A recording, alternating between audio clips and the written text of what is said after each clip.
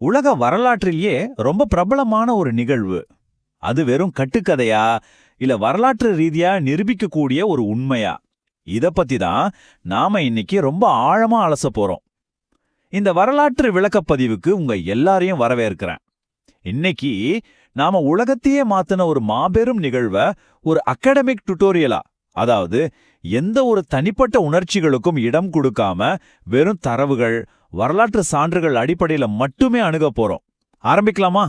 இப்போ ஒரு முக்கியமான கேள்வி. இயேசுவோட உயிர்த்தெழுதல் வெறும் கட்டுக்கதையா இல்ல நிஜமாவே நடந்த ஒரு வரலாற்று நிகழ்வா? இது ஏதோ வெறும் மத ரீதியான கேள்வி மட்டும் இல்லைங்க. பல நூற்றாண்டுகளா அறிஞர்களையும் வரலாற்று ஆய்வாளர்களையும் ஏன் விமர்சகர்களை கூட ரொம்பவே சிந்திக்க வச்ச ஒரு கேள்வி இது. இந்த ஆய்வை நாம ஒரு ஆசிரியர் மாணவர் அணுகுமொழியில கொண்டு போக போறோம். அதாவது இன்னைக்கு கிடைக்கக்கூடிய வரலாற்று ஆவணங்கள், மெடிக்கல் ரிப்போர்ட்ஸ், ஆய்வாளர்களோட தரவுகள் இதெல்லாம் வச்சு என்னதான் நடந்துச்சுன்னு நாமே நேரடியா ஆராய போறோம். சரி, இந்த ஆய்வுக்குள்ள போறதுக்கு முன்னாடி இதோட முக்கியத்துவத்தை நம்ம புரிஞ்சுக்கணும் இல்லையா? முதல் நூற்றாண்டைச் சேர்ந்த அப்போஸ்தலன் பவுல் எழுதின இந்த ஒரு வரியை கொஞ்சம் கவனிங்க. கிறிஸ்து எழுதிராவிட்டால் எங்கள் பிரசங்கமும் விருதா, உங்கள் விசுவாசமும் விருதா. இதோட அர்த்தம் ரொம்பவே தெளிவுங்க. ஒருவேளை இந்த உயிர்த்தெழுதல் அப்படிங்கிற நிகழ்வு நடக்கவே இல்லைனா ஒட்டுமொத்த கிறிஸ்தவ நம்பிக்கையோட அடித்தளமே சுக்குநூறா உடைஞ்சு போயிடும். ஆமாங்க, இந்த ஒரே ஒரு வரலாற்று நிகழ்வு தான் ஒட்டுமொத்த கிறிஸ்தவ கட்டமைப்பையே தாங்கி பிடிச்சிக்கிட்டு இருக்கு. ஓகே, இன்னைக்கான நம்ம பாடத்திட்டம் என்னன்னு பார்த்துருவோம். முதல்ல விசுவாசத்தின் அடிப்படை என்னன்னு பார்க்க போறோம். ரெண்டாவது சிலுவையின் காலக்கோடு. மூணாவது குறைந்தபட்ச உண்மைகள், அதாவது மினிமல் ஃபேக்ட்ஸ். நாலாவது வேற என்னென்ன மாற்று வரலாற்று கோட்பாடுகள் இருக்குன்னு டெஸ்ட் பண்ண போறோம். அப்புறம் கடைசியா இதோட இறையியல் முடிவு என்னன்னு பார்த்து நம்ம ஆய்வை நிறைவு செய்வோம்.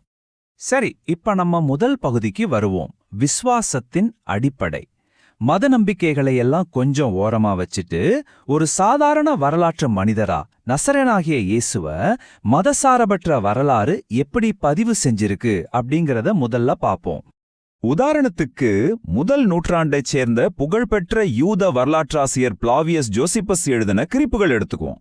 ஜோசிப்பஸ் ஒன்னும் ஒரு கிறிஸ்தவர் கிடையாது. ஆனா அவரே தன்னோட டெஸ்டிமோனியம் ஃபிளாவியானம் அப்படிங்கிற வரலாற்று புத்தகத்துல என்ன பதிவு செஞ்சிருக்காரு தெரியுமா? இயேசுன்னு ஒரு ஞானமுள்ள போதகர் இருந்தார். அவர் பொந்தியு பிலாத்துருனால சிலுவையில் அறையப்பட்டார். அது மட்டும் இல்லாம 3ஆம் நாள்ல அவர் மீண்டும் உயிருடன் காணப்பட்டார். இந்த செய்திய அவர் ரொம்ப துல்லியமா பதிவு செஞ்சிருக்காருங்கிறத இன்னைக்கு வரலாற்று அறிஞர்கள் எல்லாரும் ஒருமித்த கருத்தா ஏத்துக்கிறாங்க. ஆச்சரியமா இருக்குல்ல?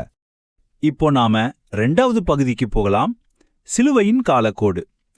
ஒருத்தர் உயிர்த்தெழுந்துட்டாருன்னு சொல்றதுக்கு முன்னாடி முதல்ல அவர் நிஜமாவே இறந்துட்டாரா அப்படிங்கறத நாம மருத்துவ ரீதியா உறுதி செய்யணும் இல்லையா? அத பத்தி இப்போ கொஞ்சம் விரிவா பாப்போம். இந்த காலக்கோடு சும்மா சாதாரணமானதில்லைங்க. உலக புகழ்பெற்ற மருத்துவ இதழான ஜாமா, அதாவது Journal of the American Medical Association வெளியிட்ட ஆய்வறிக்கையோட அடிப்படையில உருவாக்கப்பட்டது.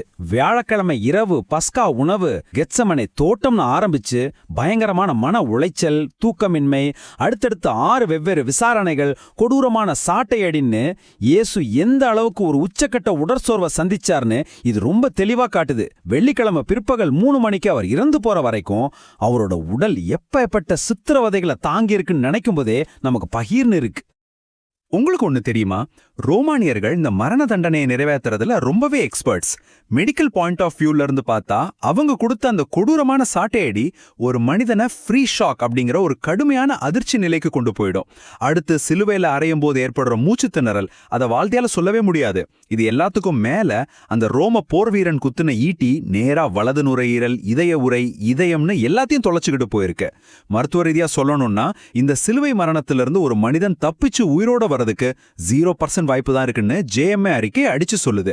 அவரு மரணம் அடைஞ்சது 100% உண்மை. ஓகே, மரணம் உறுதியாயிடுச்சு. அடுத்து என்ன நடந்தது?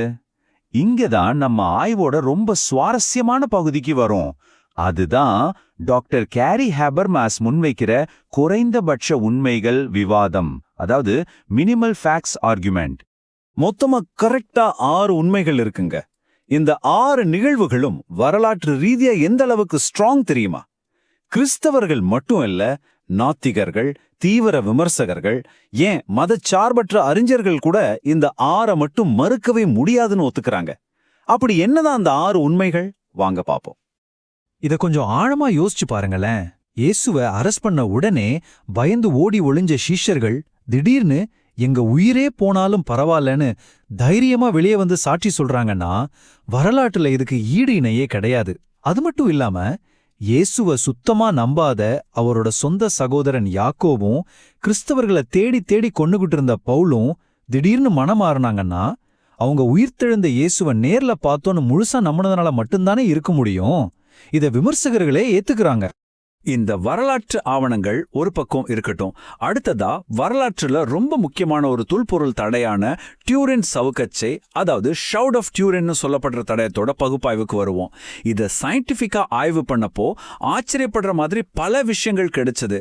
தலையில முள்முடி குத்தின காயங்கள், இறந்ததுக்கு அப்புறம் விழாவில் ஈட்டியால குத்தப்பட்ட காயம்ல எல்லாமே இதுல ரொம்ப துல்லியமா பதிவாகி இருக்கு.